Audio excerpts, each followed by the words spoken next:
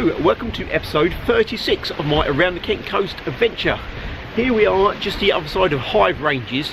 You may just see Hythe Range buildings just in the distance, just over these rocks here.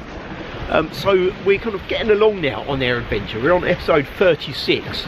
I estimate there's only probably another 2 or 3 episodes to go before we reach our end point on the Kent and Sussex border, which is very exciting because we have to go through Dungeness, past the power station. Lots of exciting stuff to come. But today we're going to kind of head on past kind of Dymchurch and see what we can find along this stretch here. I don't really know a lot about it, so it'll be interesting to find out what we can see as I walk up the steps back to towards my bike along this path here. Just as I trip over, just to go and see what we can see at the top. Now there are a lot of caravans along this route. There's a small caravan park here.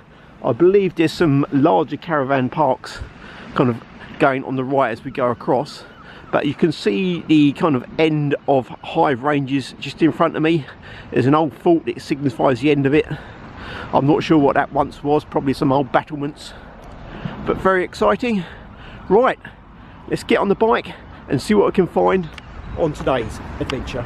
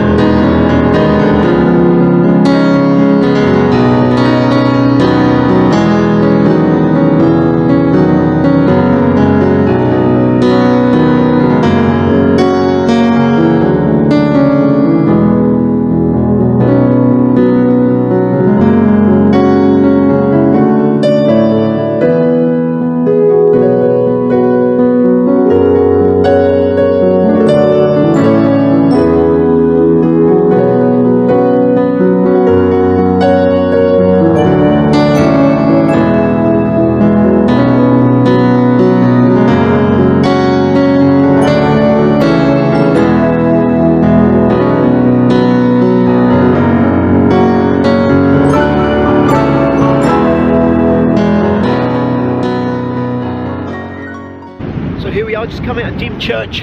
I've been cycling into the wind, which is kind of taking my breath away, but I just thought I'll stop on the beach here because it's quite desolate, and as the mist comes in from the sea, it's quite a sight, quite an eerie feeling. Kind of reminds me of kind of beaches during the war with invading forces coming across the sea to beaches with soldiers on.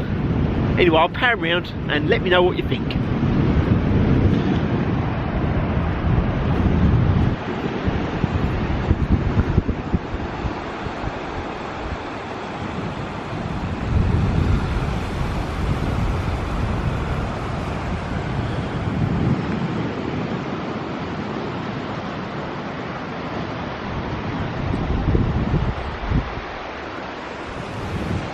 Right, let's carry on towards Dungeness.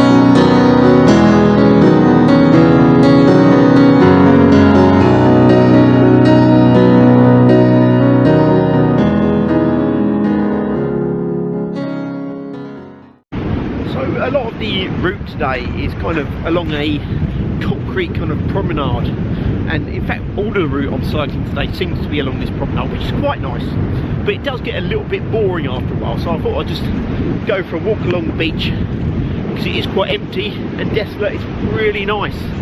I just kind of thought of a comparison between the beach at Margate, which I did in the summer.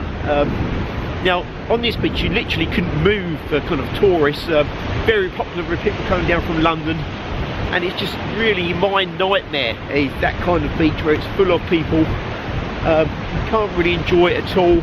You're kind of intruding on everyone else's space. But here, there's just no one about. As I'm going to show you now, it goes off into the distance and not a soul to be seen. Got an eerie mist, which is quite nice. It does kind of remind me of a Stephen King story. I think it was called The Fog, where a kind of sea fog came in and it brought a lot of kind of zombie pirates with it. Quite an exciting story, but I'm sure that won't happen today.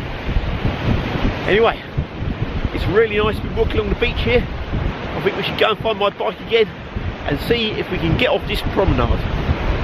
Let's get going.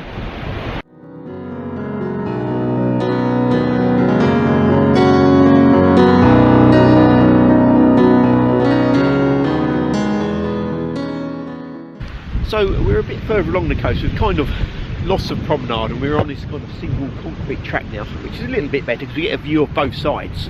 So what I just want to mention is since we crossed the Royal Military Canal the other week on episode 35, we actually we're on Romney Marsh. Now this is quite an important feature on Kent.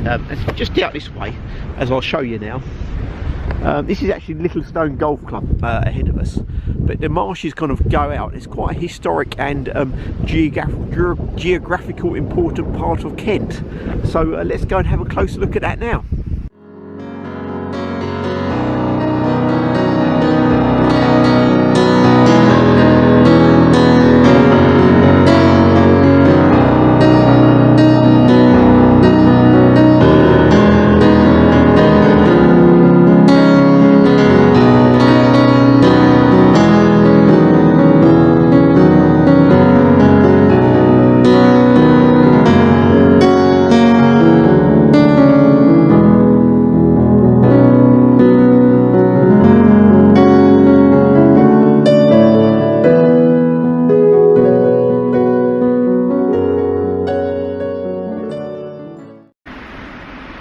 Thanks for joining me in episode 36 of my Round the Kent Coast adventure.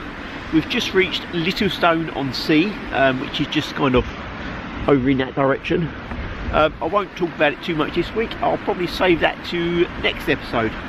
It's been a great and a very long cycle today. Hopefully you'll join me next week. I'll see you then.